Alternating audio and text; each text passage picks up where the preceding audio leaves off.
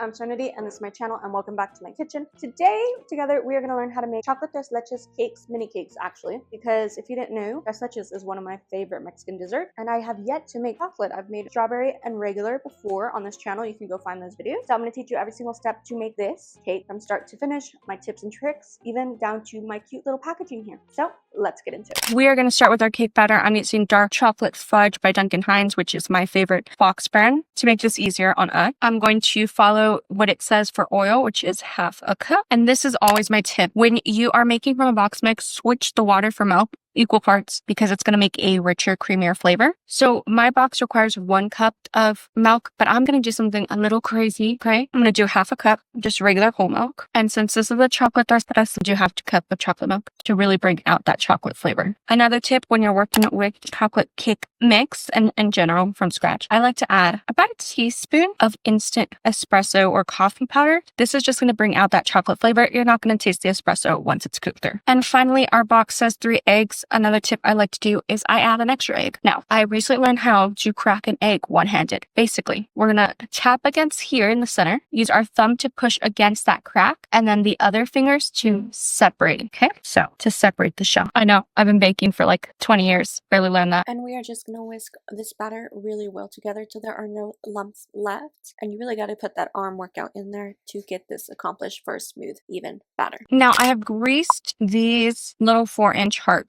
pans that are actually springform with just some cooking spray, and then I put a little piece of parchment that I cut to the shape on the bottom of this. This is the first time I'm actually using my 4-inch hearts. But I also have these little cake tins. These have become all the rage that I am going to be making. I'll link these down below. And I'm going to put everything on this baking tray. These are equal to about 2 cupcakes, I would say. I have no clue how many this is going to make. I'm going to take a little ice cream scoop. And for our cupcake tins, you're going to want to do just less than 2 scoops, or else it will overflow. Like I said, I didn't know how much this was going to make, but if we can equate 1 box cake mix to about 24 cupcakes, then it should make about 12 of these mini tins. These had about 3.5 scoops, so in my head that equals out. We're going to bake these following the directions for cupcakes on the box, but I'm going to check in at around 17 to 19 minutes. Just checking the center with a toothpick. While that is going, we're going to make our 3 milks mixture. It's very simple. You're going to need 1 can of evaporated milk, 1 can of sweetened condensed milk, and people either use whole milk or heavy cream. I'm using whole milk because heavy cream is expensive. I also like to use vanilla extract. So we're going to add to a big measuring cup our can of evaporated milk, our sweetened condensed milk. I'm using the Mexican brand, and a cup of whole milk. I'm going to be using half whole, and again half chocolate since this is chocolate tres leches, which like milk count, we're up to like 5 milks now. And finally, we're going to add a teaspoon of vanilla extract. This is just to bring all our flavors together. This is a half a teaspoon measurement. And we're just going to whisk this together till it is well incorporated slowly because it will tumble over. And we just want the condensed milk to be distributed evenly. And we're just going to set this aside until our cakes are done. You're like, it's a light brown color. We use chocolate milk. That's why. These are done. The little tins took about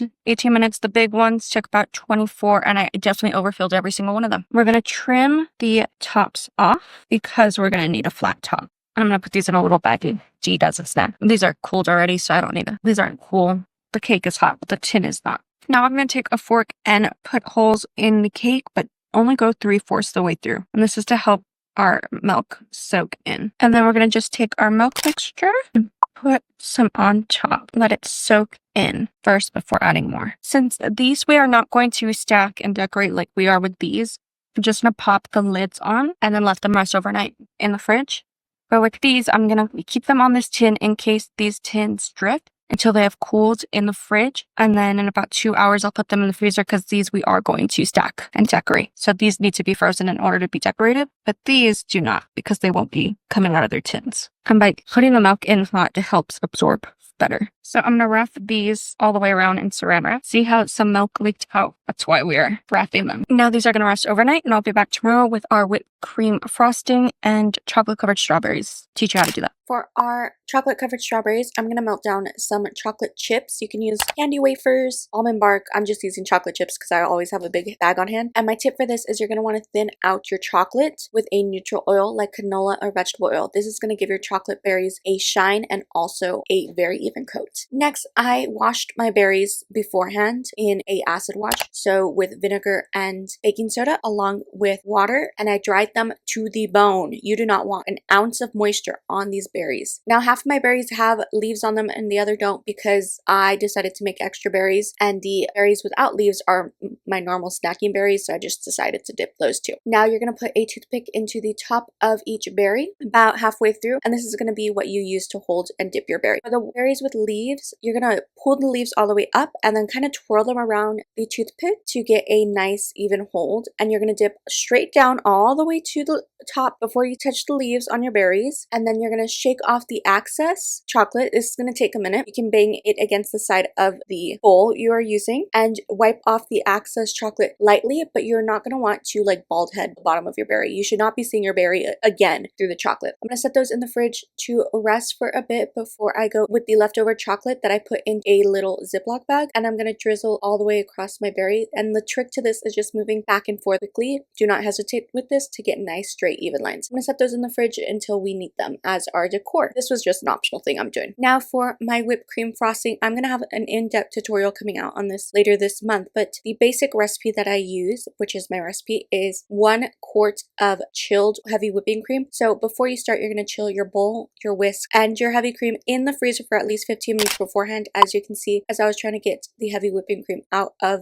my container, it was hard coming out, and because we chilled it for so long in the freezer, the cream already thickens up in the container and it allows the whipped cream to aerate and cold air to be incorporated easier. We're just going to whip the cream like that until soft peaks form. Then we're going to add our chocolate pudding mix. Whatever flavor whipped cream you want is the flavor of pudding mix you're going to use. I just had sugar-free chocolate on hand, which is what we're using for this. Adding that along with vanilla extract and sweetened condensed milk. I add sweetened condensed milk because I love sweetened condensed milk, but also it's going to help hold the shape of our whipped cream so it's nice and stabilized. Once that is well mixed, we're going to add 3 to 4 cups or more of powdered sugar. This is going to help stiffen our whipped cream, giving that one final mix, and our whipped cream frosting is done. I'm going to just put it into a piping bag with a 1M Wilton tip. Finally, it is time to decorate our mini cakes that have been chilling in the fridge overnight. So I just popped the lids off on them, and I'm just doing a little zigzag kind of slanted pattern on each cake, and on top of that I'm going to add either a whole strawberry or ones that I cut in half. The ones that I cut in half are the ones without leaves, and I just cut off like the top white part so it is nice and pretty. And that is literally it. I'm going to pop the lids back onto these. The kit I got that I have linked below for you guys came with some ribbon and the spoons for these. So I tied a ribbon around each and a spoon, and then I made these cute little chocolate thirst Leches labels on them, and here they are completed, and they were so cute and they tasted absolutely yummy. These were devoured, absolutely they were.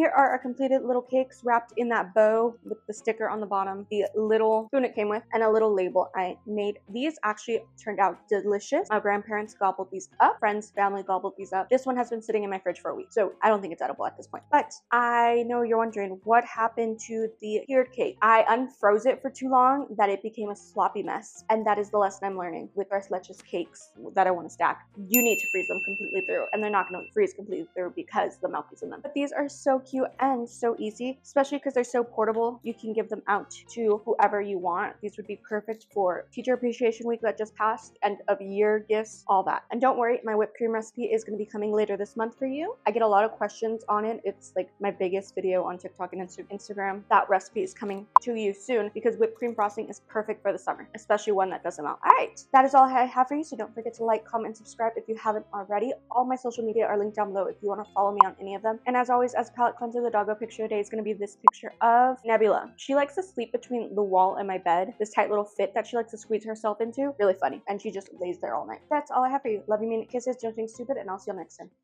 Bye.